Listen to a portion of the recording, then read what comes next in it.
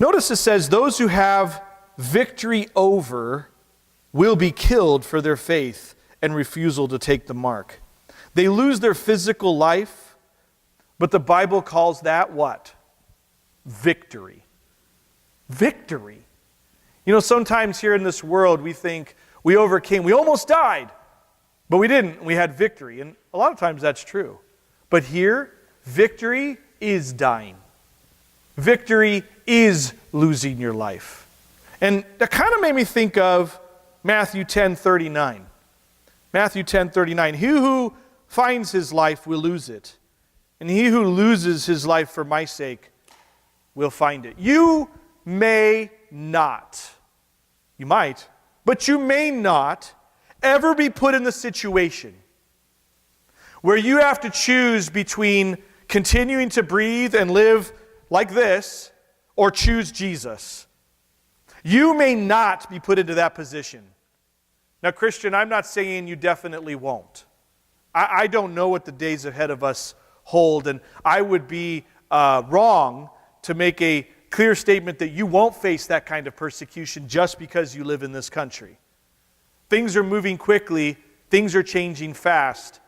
In a few years, we could be very shocked and surprised about how hostile it becomes for Christians that stand on the Word of God, that won't turn away from Christ, that won't deny Him. We've already seen it in this country, in isolated cases, right? We've seen it in this country, and we have definitely seen it in this world. Thousands of our brothers and sisters, tens of thousands of our brothers and sisters have had to make that choice, have had to stand before a killer and decide to serve Christ and to not deny Him, and knowing that that means they will lose their lives. There are many, many stories of mothers and fathers having to encourage their children, don't deny Christ, and them watching their children be killed rather than deny Christ only to follow them into glory.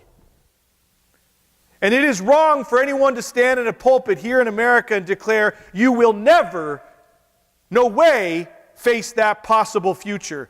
But I don't know that you will. But here's what I do know. Every single day as a believer, you are supposed to die to yourself and live for Christ. If you are trying to hold on to your life, you are holding on to the wrong life. Whose life are you living? Are you living yours, or are you living His? We are called to live His. And guess what? That's where victory is. When you die to yourself, when you no longer live for you, when it isn't about what you want, when your day is mapped out by your desires and your needs, but rather mapped out by what He wants you to do that day. That's where victory is. That's victory.